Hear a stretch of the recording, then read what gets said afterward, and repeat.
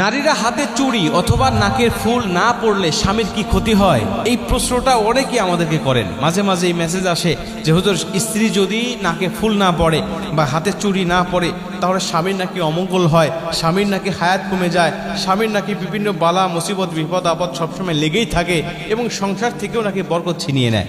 এই কথাগুলো মাঝে মাঝে শোনা যায়, কিন্তু কথা হলো যে পবিত্র কুরআন এবং হাদিসে এমন কোনো কথার কখনো কোনো ভিত্তি খুঁজে পাওয়া যায় না। কারণ সাহাবীদের মধ্যে অনেক সাহাবী ছিলেন যারা অনেক গরিব এবং তাদের স্ত্রীদেরকে তারা গহনা দেওয়া তো দূরের কথা, স্বর্ণের গহনা দেওয়া তো দূরের কথা, তারা ভালো কোনো কাপড় চোপড় পর্যন্ত ব্যবস্থা করতে পারতেন না। সাহাবীদের মধ্যে এমনও সাহাবী ছিলেন যারা নামাজ পড়ে, ফরজ নামাজটা পড়ে বাসায় চলে যেতেন এবং গিয়ে তার পরনের যে কাপড়টা, এই কাপড়টা স্ত্রীকে দিতেন আর উনি গর্তের মধ্যে নামতেন আর ওই স্ত্রী ওই কাপড়টা পরিধান করে নামাজ পড়তো।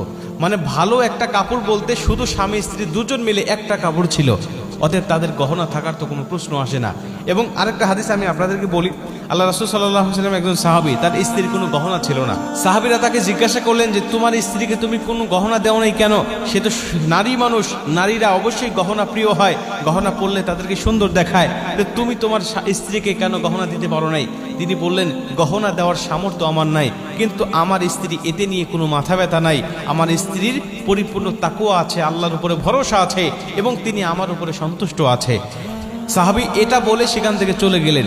হযরত ফাতেমা রাদিয়াল্লাহু তাআলা আনহার জীবনী দেখেন, আলী রাদিয়াল্লাহু তাআলা আনহু ফাতেমা রাদিয়াল্লাহু তাআলা আনহাকে কি দিয়েছিলেন, তার দেওয়ার মতো কি ছিল, অথচ তারপরেও তাদের মধ্যে কোনো ভালোবাসার কমতে ছিল না এবং আলী রাদিয়াল্লাহু তাআলা আনহুর কোনো ক্ষয়ক্ষতি কিন্তু হয় নাই। আল্লাহ পাক তাকে বিভিন্নভাবে আল্লাহ তাকে হেফাজত করেছেন, কিন্তু তার স্ত্রীর হাতে কোনো চুড়ি ছিল না, তার নাকে কোনো ফুল ছিল না। এবং আপনার আশ্চর্য হবেন আরেকটা হাদিস শুনে। একবার এক মহিলাকে কিছু মহিলা জিজ্ঞাসা করলেন, দেখবেন আমাদের সমাজে অনেক মহিলার গহনা না থাকলে যাদের গহনা আছে তারা খোঁটা দেয়, আবার যার বেশি আছে সে ভাব দেখায়। তো ওই মহিলাকে বিভিন্ন মহিলা গিয়ে বলছেন, আচ্ছা তোমার স্বামী তোমাকে কোনো নাকফুল দেয় নাই, তোমার স্বামী কখনো তোমাকে কোনো দামি গহনা দেয় নাই, এতে তোমার মন মালিন্য হয় না বা তোমার মন খারাপ হয় না? উনি চমৎকার উত্তর দিলেন যে দেখো, আমার কোনো বাহ্যিক গহনার প্রয়োজন নাই।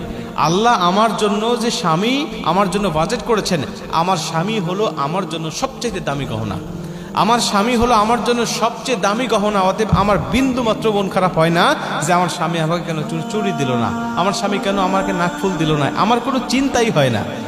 প্রিয় মা বোনেরা, এজন্য হাতে চুড়ি না দিলে বা নাকে ফুল না দিলে, অনেকেই বলে যে এগুলো না দিলে স্বামীর অমঙ্গল হয়, সম্পূর্ণ ভুল কথা।